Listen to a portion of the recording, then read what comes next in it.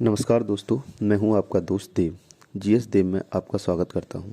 आज हमारा टॉपिक है पीएफआई क्या है, वह पीएफआई पर एनआईए ईडी द्वारा छापेमारी क्यों की गई तथा इसे बैन क्यों किया गया। चर्चा करते हैं इन्हीं मुद्दों पे। जैसा कि आपको पता होगा कि फ़िलहाल पीएफआई बहुत ही चर्चा में चल रहा है। पीएफआई क्या है? Popular front of India. जैसा कि आपने न्यूज़पेपर द्वारा व न्यूज़ चैनलों पर देखा होगा कि इस कार्रवाई को पूरे सीक्रेसी के साथ किया गया। एनआईए जो कि आतंकी हमलों के अंदर जिम्मेदार हैं, उनके प्रति कार्रवाई के देश के अंदर काम करती है और यह जो है आतंकी गतिविधियों को रोकने में प्रमुख भूमिका निभाती है। इतना बड़ा ऑपरेशन देश में चला और किसी को कानो कान खबर नहीं पड़ी। सुनने में आ रहा है कि 16 से ज़्यादा एसपी इस काम को लीड कर रहे थे। एडीजी रैंक के अधिकारी जो कि डीजीपी रैंक से एक कदम नीचे के अधिकारी हैं, इस स्ट्राइक को मॉनिटर कर रहे थे।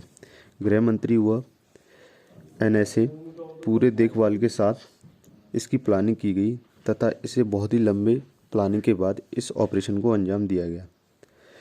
तो आपके दिमाग में सवाल उठेगा, यह क्या था जिसके लिए इतना रेड प्लान तैयार किया गया? यह कोई पॉलिटिकल पार्टी है या कोई आतंकी संगठन है या फिर और कोई संस्था है? क्योंकि इतने बड़े लेवल पर नाम इसका पहले सुना नहीं गया था। इस समय न्यूज़पेपर की हर हेडलाइन में तथा न्यूज़ चैनल में बहुत तेज़ी से चर्चा में चल रहा है। आज के इस सेशन पर इसी की चर्चा करेंगे। छापेमारी क्यों की गई? आम 3 वजह बताई जा रही हैं जिसकी वजह से पीएफआई पर छापेमारी की गई। प्रधानमंत्री जी की बिहार में फुलवारी नामक जगह पर जुलाई में मीटिंग होने वाली थी। उस मीटिंग के दौरान एक व्यक्ति एक दूसरे व्यक्ति के साथ गिरफ्तार किया गया जिनके पास कुछ ऐसी सामग्री थी जिससे ये पता चला कि उसके ज़रिए देश के अंदर कुछ बड़ी प्लानिंग की जा रही है।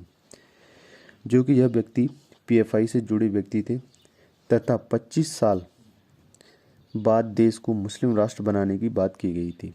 डैट मीन्स गजबाए हिंद की बात की गई थी। गजबाए हिंद जो हिंदू राष्ट्र है उसे एक मुस्लिम राष्ट्र में तब्दील करने की बात की गई थी। सूत्रों से पता चला है कि आतंकियों को पैसे दिए जाने की बातें, टेरर फंडिंग, ट्रेनिंग कैंपों की सूचना, लोगों को दिमाग को ब्रेन वॉश करके उनको गलत एक्टिविटी या आतंकी गतिविधियों में शामिल करने का काम करती है।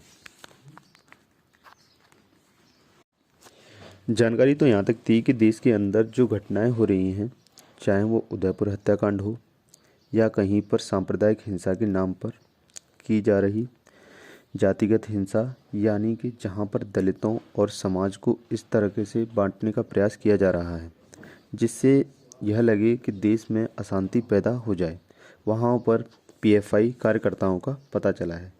निश्चित ही यह गंभीर आरोप है। यदि आरोप सिद्ध होते हैं तो निश्चित ही देश की फोर्सेस में एक बहुत बड़ा काम करने में सफलता प्राप्त की गई है। हालांकि खतरा समाप्त तो नहीं हुआ है, लेकिन एक बार तो कार्रवाई शुरू हो गई है। चलिए आगे बढ़ते हैं। जब आपके दिमाग में ऐसी जानकारी आने लगती है तो आपके मन में ज़्यादा सीक्रेसी रखने वाली एजेंसियों के प्रति गर्व का अनुभव होने लगता है, जैसे एनआईए ईडी। एनआईए का काम counter terrorist task force of India की तरह काम करती है, जिसकी स्थापना 2008 के अंदर की गई थी, 31 दिसंबर 2008। इसका हेडक्वार्टर न्यू दिल्ली में है। इसके founder Radha Vinod Raju. Popular front of India, इसकी स्थापना 22 नवंबर 2006 को 23 राज्यों में सक्रिय है। इस संगठन की जो पहुंच है वो केरल और कर्नाटक में अच्छी पकड़ रखती है। पहले कई बार इस संगठन पर प्रतिबंध लगाने की मांग उठी है। ये संगठन 3 मुस्लिम संगठनों के विलय से बना था। केरल का नेशनल डेमोक्रेटिक फ्रंट, कर्नाटक का फोरम फॉर डिग्निटी और तमिलनाडु का मनीता नीति परसाई। कहते हैं भारत के अंदर सिम्मी नाम का एक आतंकी संगठन काम करता था, student Islamic movement of India. जब इस पर बैन लगा उसके बाद पीएफआई का उदय हुआ। कर्नाटक, केरल जैसे दक्षिण क्षेत्रों में ऐसे लोगों को पकड़ती है जिसका आसानी से दिमाग बदला जा सके व्हाट्सएप मैसेज द्वारा, सोशल मीडिया द्वारा के माध्यम से इनके दिमाग को ब्रेन वॉश किया जाता है और इनको आतंकी गतिविधियों में डाल दिया जाता है। हिंदुस्तान टाइम्स न्यूज़ के मुताबिक पीएफआई पर छापेमारी क्यों की गई? Terror funding. एनआईए ने दिल्ली, हैदराबाद के अंदर, कोची के अंदर लोगों को पकड़ा गया। उनका संबंध पीएफआई से जुड़ा हुआ पाया गया। फुलवारी शरीफ टेररिज्म। 2022 बिहार में जुलाई 2022 में पीएम की विजिट से एक दिन पहले कुछ लोगों को पकड़ा गया जिनके पास कुछ इस प्रकार की सामग्री पाई गई जिसके अंदर आईडी, एक्सप्लोसिव बनाने के तरीके तथा देश के अंदर अशांति फैलाने के दस्तावेज पाए गए, जिसमें लिखा हुआ था कि 2047 तक हिंदुस्तान को गजवाए हिंद के तहत मुस्लिम राष्ट्र बना दिया जाएगा। और पीएफआई का संबंध हाथरस गैंगरेप, जो एक दलित लड़की के साथ अपर क्लास के लोगों द्वारा किया गया था तथा वहां पर जातिगत दंगा फैलाने के लिए पीएफआई के लोगों का हाथ बताया गया। 2020 में दिल्ली में जो दंगे हुए उसके पीछे भी पीएफआई के लोगों का हाथ बताया गया। 2017 में फोर्स कन्वर्जन, जबरदस्ती धर्मांतरण करने के पीछे भी पॉपुलर फ्रंट ऑफ इंडिया के लोगों का हाथ बताया गया। कहने का मतलब यह है कि इन सभी कामों को देखते हुए समाज का एक तबका इस आइडियोलॉजी से प्रभावित होकर एक गलत रास्ते को पकड़ रहा है।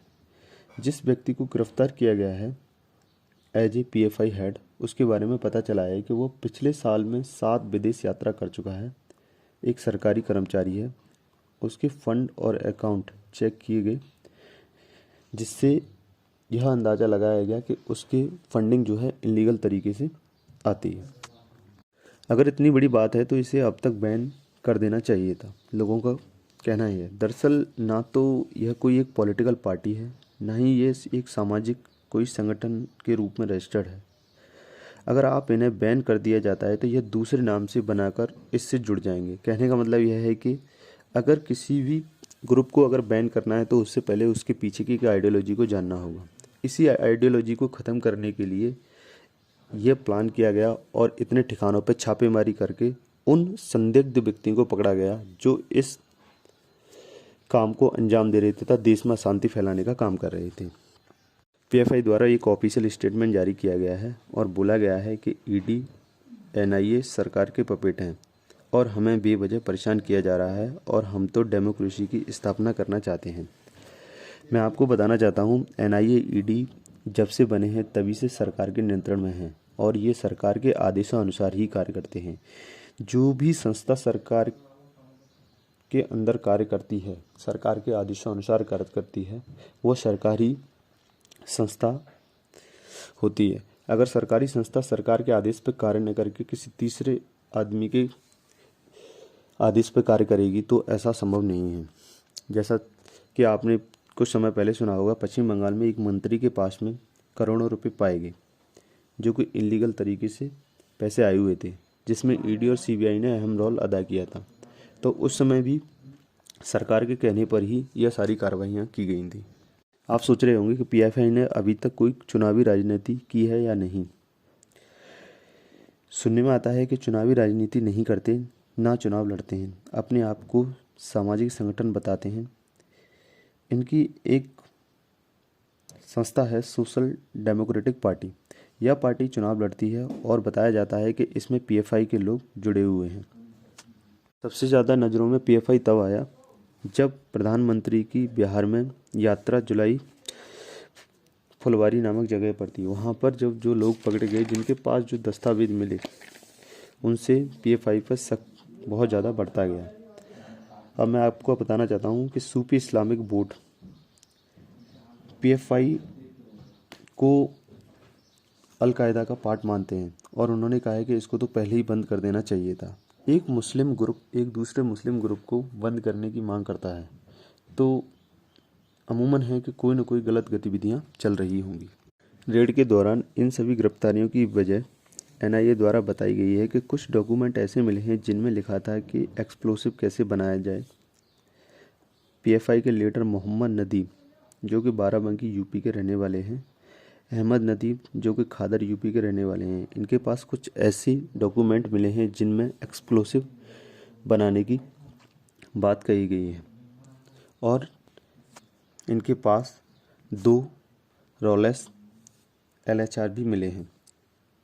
PFI से संबंध रखने वाली सोशल डेमोक्रेटिक पार्टी के लीडर बरकतुल्ला रामनाथ डिस्ट्रिक्ट तमिलनाडु, इन सभी के आधार मानते हुए सेंटर ने PFI को बैन कर दिया है और PFI के साथ 8 ग्रुप को 5 साल के लिए बैन कर दिया गया है, जिसमें एक मेन ग्रुप है campus front of India. Campus front of India आपने सुना होगा, पिछले कुछ समय पहले कर्नाटक में जो हिजाब विवाद हुआ था उसको भड़काने में अहम role campus front of India का पाया गया था। PFI को क्यों बैन किया गया? भारत सरकार द्वारा एक ऑफिशियल स्टेटमेंट जारी किया गया जिसके अंदर कुछ मुख्य बातें हैं जिनको मैं आपको बताना चाहता हूँ। अनलॉफुल प्रोविजन एक्ट के तहत PFI प्लस 8 संस्थाओं को 5 साल के लिए बंद कर दिया गया है। टेरेंट फंडिंग की वजह से कमज़ोर वर्ग के लोगों को भड़काना, जातिगत भड़काऊ भाषण देना व उनको एक गलत रास्ते पर डालना। सिम्मी के कुछ लीडर PFI के ग्रुप से जुड़े हुए हैं। PFI का संबंध जमात उल मुजाहिदीन, जो कि बंगाल में सक्रिय ग्रुप है, जो कि भारत में प्रतिबंधित है, उसके साथ संबंध पाना। 2010 में प्रोफेसर पर हमला होना, फोर्स कन्वर्जन, 2017 में जबरदस्ती धर्मांतरण के पक्ष में CAA के विरोध में खड़े हुए लोगों को भड़काना और देश में एक सांप्रदायिक दंगा फैलाने की कोशिश करना। इन सभी वजहों से इन पर छापेमारी की गई और इन्हें 5 साल के लिए बैन कर दिया गया है। बैन करने के बाद बहुत सारे लोगों ने इसके पक्ष में तथा विपक्ष में अपने बयानबाजी की है, जैसे कि लालू प्रसाद यादव ने और कांग्रेस के दिग्विजय सिंह लीडर ने कहा है कि अगर PFI को बैन करते हो तो RSS को भी बैन कर देना चाहिए, क्योंकि ये तो एक ही थाली के चट्टे बट्टे हैं। असरुद्दीन ओवैसी द्वारा बोला गया है कि किसी एक इंसान की गलत गतिविधि के कारण किसी एक संगठन को जिम्मेदार ठहराना मैं इसके समर्थन में नहीं हूँ। जबकि इसके पक्ष में बहुत सारे लोगों ने अपने बयान किया है कि भारत सरकार द्वारा उठाए गए ये प्रतिबंध वाले कदम को हम सराहना करते हैं और देश के अंदर अशांति फैलाने वाले ग्रुपों के साथ इस तरीके का ही किया जाना चाहिए, जिसमें महाराष्ट्र के CM, UP के CM और हेमंत विश्व शर्मा असम के CM द्वारा बयानबाजी की गई है।